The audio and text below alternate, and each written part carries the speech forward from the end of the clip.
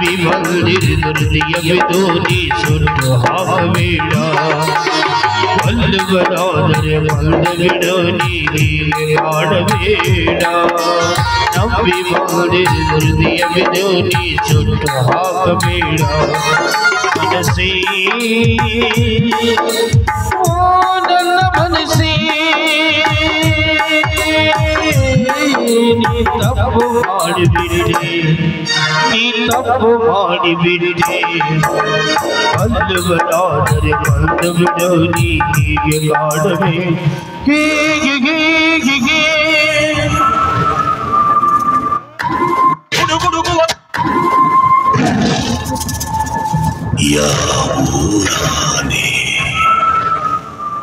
ನಮಸ್ಕಾರ ಮಾವನವರಿಗೆ.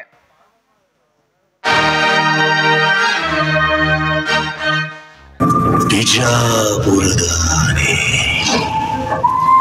ಇಲ್ಲಿ ಯಾಕೆ ಬಂತು?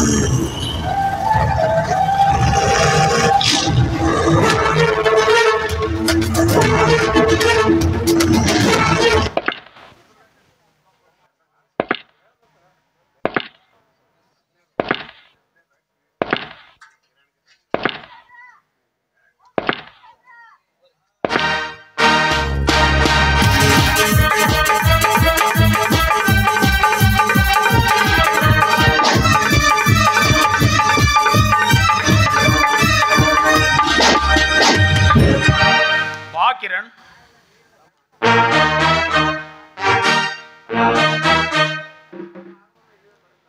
ತಮ್ಮ ಆಗಮನ ಇಲ್ಲಿಗೆ ಬರಲು ಕಾರಣ? ಗಣೆ, ಅಗಲಿ ಹೋದ ಸಂಬಂಧದ ಕಾರಣವೆಂದು ನಮ್ಮ ಕೋಟೆಯಲ್ಲಿ ಆಗಮಿಸಿದರೆಂದ್ರೆ ಇದರಲ್ಲೇನೋ ಮೋಸವಿದೆ ದಣೆ. ಹಳೆಯ ಸೇಡನ್ನು ತೀರಿಸಿಕೊಂಡು ಹೋಗಲು ಬಂದಿಲ್ಲ. ಮತ್ತೇಕೆ ಬಂದಿರುವೆ ನಮ್ಮ ಕೋಟೆಯಲ್ಲಿ? ನಿಮ್ಮಿಂದ ನನಗೊಂದು ಸಹಾಯವಾಗಬೇಕಿದೆ. ಸಹಾಯ? ಬೀಗನಿಗೆ ಅವಮಾನ ಮಾಡಿ ಸಂಬಂಧ ಕಡಿದು ಹೋದ ಮೇಲೆ ಮತ್ತೆ ಯಾವ ಕಾರಣಕ್ಕೆ ಬೇಕಾಗಿದೆ ನನ್ನ ಸಹಾಯ? ನಮ್ಮ ದಣಿಯಾರಿಯಿಂದ ನಿಮಗೇನಾಗಬೇಕೈತ್ರಿ ಅಪ್ಪ ಸಹಾಯ? ಹಾಗೆನ್ನಬೇಡಿ ಮಾವ. ತಿಳಿಯದ ವಯಸ್ಸಿನಲ್ಲಿ ನನ್ನ ಅಣ್ಣನವರು ನಿಮಗೆ ಅವಮಾನ ಮಾಡಿದ್ದು ನಿಜ. ಅದನ್ನು ಮರೆತು ಬಿಡಿ.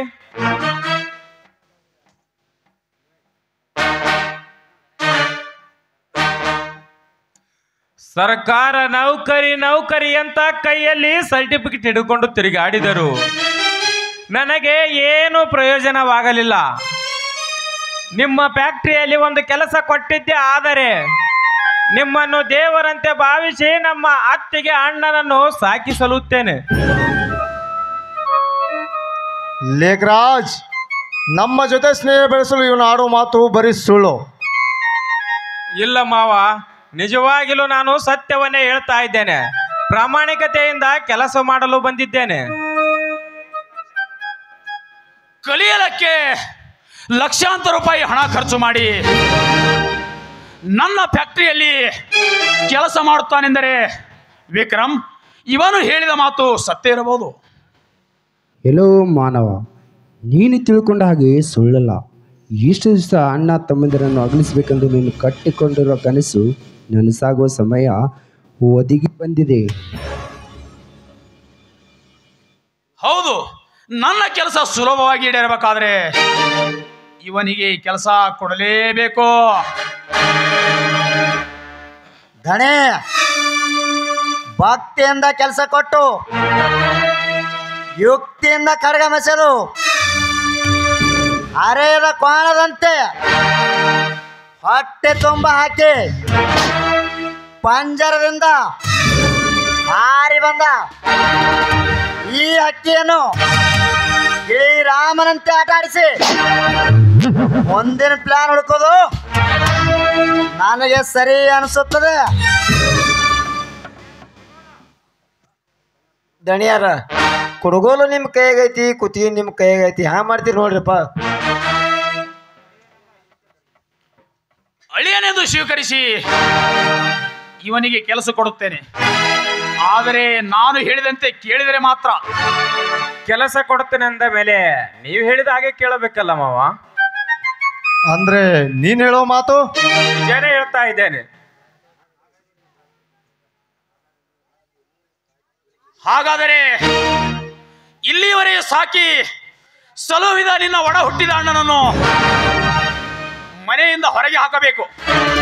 ಮಾವ ಏನ್ ಮಾತಾಡ್ತಾ ಇದ್ದೀರಾ?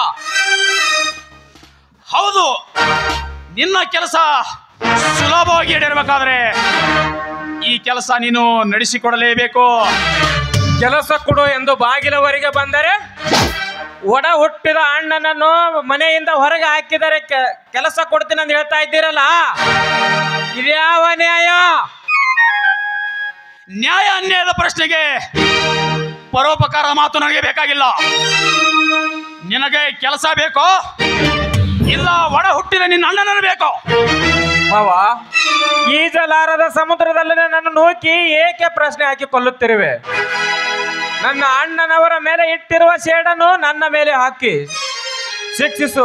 ಆದರೆ ತುತ್ತಿಟ್ಟು ಬೆಳೆಸಿದ ಅಣ್ಣ ಅತ್ತಿಗೆರನ್ನು ಮನೆಯಿಂದ ಹೊರಗೆ ಹಾಕಿದರೆ ಕೆಲಸ ಕೊಡುತ್ತೇನೆ ಅಂತ ಹೇಳ್ತಾ ಇದ್ದೀರಲ್ಲ, ಇದ್ಯಾವ ನ್ಯಾಯ? ಮೋಸ ಮೋಸ ಮೋಸ, ಮೋಸದ ಸುಳಿಯಲೆ ಸತ್ತು ನಿನ್ನ ಅಣ್ಣನ ಕಪಟ ನಾಟಕ ಗೊತ್ತಿಲ್ಲವೇ ನಿನಗೆ? ನನ್ನ ಅಣ್ಣ ಮೋಸಗಾರನ? ಇಲ್ಲ ಮಾವ, ಇಲ್ಲ. ಆ ದೇವರ ಆಣೆಗೂ ನನ್ನ ಅಣ್ಣ ಮೋಸಗಾರನಲ್ಲ. ನಾನಂದರೆ ಅವನಿಗೆ ಪಂಚಪ್ರಾಣ.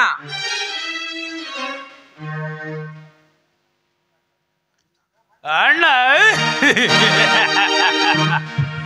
ಅಣ್ಣ ಎಂದು ತಿಳಿದುಕೊಂಡರೆ ನಿನಗೆ ಬರುವುದು ಗೊತ್ತು.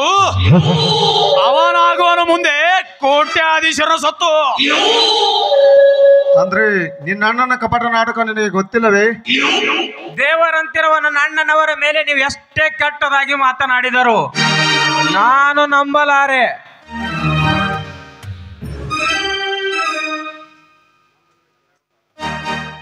ನಂಬಲೇಬೇಕು ಕಿರಣ್, ನಾನು ಹೇಳಿದ ಮಾತು ನಂಬಲೇಬೇಕು.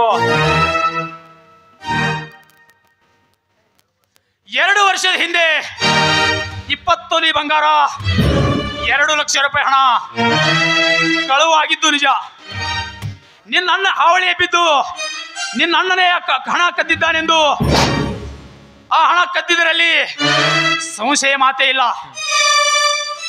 ನಿನ್ನ ಅಣ್ಣನನ್ನು ಹೊರೆ ಹಾಕಿದರೆ ಅವಮಾನ ತಡೆಯಲಾರದೆ ನಿನ್ನ ಕಾಲಿಗೆ ಬಿದ್ದು ಕ್ಷಮೆ ಕೇಳಿ ಕೊಟ್ಟಿರೋ ಹಣ ಕದ್ದಿರೋ ಹಣ ಕೊಟ್ಟೇ ಕೊಡುತ್ತಾನೆ. ಏನು ಹಣ ಕದ್ದ ಹಣ ಕಳ್ಳರ ಕೈವಶವಾದರೆ ನನ್ನ ಅಣ್ಣನವರದು ತಪ್ಪೇನಿದೆ? ಕಳ್ಳರ ಕೈವಶವಾಗಿಲ್ಲ ಕಿರಣ್, ದೇವರೆಂದು ನಂಬಿ ನಿನ್ನ ಅಣ್ಣನೇ ಆ ಭೂತನೇ ಹಣ ಕದ್ದಿದ್ದಾನೆ. ಏನು 2 ವರ್ಷದ ಹಿಂದೆ 20 ತೊಲೆ ಚಿನ್ನ 2 ಲಕ್ಷ ರೂಪಾಯಿ ನನ್ನ ಅಣ್ಣನೇ ಕದ್ದಿದ್ದಾನ? ಹೌದು ಕಿರಣ್, ನಿನ್ನ ಅಣ್ಣನ ಕದ್ದಿನಲ್ಲಿ ಎರಡನೇ ಮಾತೇ ಇಲ್ಲ. ನಿನ್ನ ಅಣ್ಣನೇ ಹಣ ಕದ್ದಿರೋ ವಿಷಯ ಇಡೀ ಊರಿಗೆ ಗೊತ್ತಿರುವಾಗ ವಿಚಾರಿಸೋದು ಏನಿದೆ ಗೌಡ್ರೆ?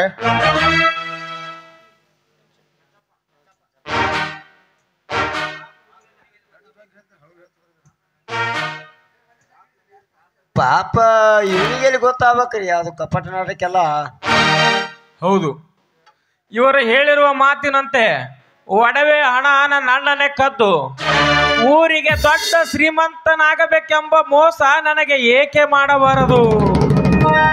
ಅಷ್ಟೇ ಅಲ್ಲ, ನಿನ್ನನ್ನು ಮನೆಯಿಂದ ಹೊರಗೆ ಹಾಕಿ ಆ ಹಣದಿಂದ ಸಿರಿ ಸಂಪತ್ತನ್ನು ಕಟ್ಟಿ ಮುಂದೆ ಮಹಾರಾಜನರಿಗೂ ಕಾಣೋದು ನಿಮ್ಮ ಅಣ್ಣನ ಬಯಕೆಯೂ ಕೂಡ ಇದೆ. ಈಗೂ ಮಾಡಬಹುದೇನ? ನನ್ನ ಮಾಡಬಹುದೆಂಬ ಅಪಸ್ವರದ ಮಾತೇಕೆ? ಖಂಡಿತವಾಗಿ ನಿನಗೆ ಮೋಸ ಮಾಡುತ್ತಾನೆ. ಸಮಯ ಸಾಧಿಸಿ ಸುಮ್ಮನೆ ಕುಳಿತುಕೊಳ್ಳಬೇಡ ಕಿರಣ್. ಆ ಹಣ ಎಲ್ಲಿದೆ ಎಂದು ಬಾಯಿ ಬಿಡಿಸು. ಅಷ್ಟಕ್ಕೂ ಮೀರಿ ಬಾಯಿ ಬಿಡ್ಲಿಲ್ಲ ಅಂದ್ರೆ ಅವನೊಬ್ಬ ನಿಜವಾದ ಕಳ್ಳೆಂದು ಅವಮಾನ ಮಾಡಿ ಮನೆಯಿಂದ ಹೊರಗೆ ಹಾಕಿಬಿಡು.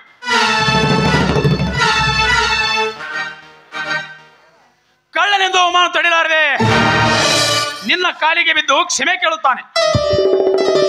ಆಯ್ತು ಮಾವ, ಈಗಲೇ ಹೋಗಿ ಆ ಪಾಪಿಯನ್ನು ವಿಚಾರಿಸಿ ಬರುತ್ತೇನೆ.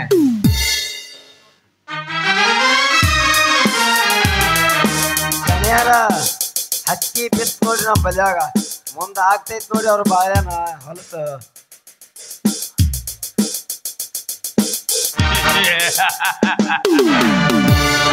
ಆಟ ಶುರುವಾಗುತ್ತದೆ. ಪಾಠ ಕಲಿಸಲೇಬೇಕು. ಹೇಗಿದೆ ವಿಕ್ರಮ್ ಈ ಲೇಖರಾಜನ ಮೈಮಾಟ? ಕೈಯಿಂದ ಹೋದ ಬಾಣ ತಪ್ಪಿಸಬಹುದು ಗೌಡ್ರೆ, ಮಾತಿನಿಂದ ಹೋದ ಬಾಣ ಮಿಸ್ ಆಗಲು ಚಾನ್ಸೇ ಇಲ್ಲ. ಬನ್ನಿ ಮುಂದಿನ ಪ್ಲಾನ್ ಮಾಡೋಣ. The wine is out of country, but not very hard, but not very condition. ಸಾರಾಯಿ ಕುಡಿದ ತಕ್ಷಣ ಬುದ್ಧಿ ಇರುವ ಜಾಗ ಖಾಲಿ ಮಾಡುತ್ತಂತೆ. ನಡೆಯಿರಿ ವಿಕ್ರಮ್, ಮುಂದಿನ ಪ್ಲಾನ್ ಹಾಕಿ ಆಗಿಂದ ಡಿಸಿಷನ್ ಪಡೆಯೋಣ.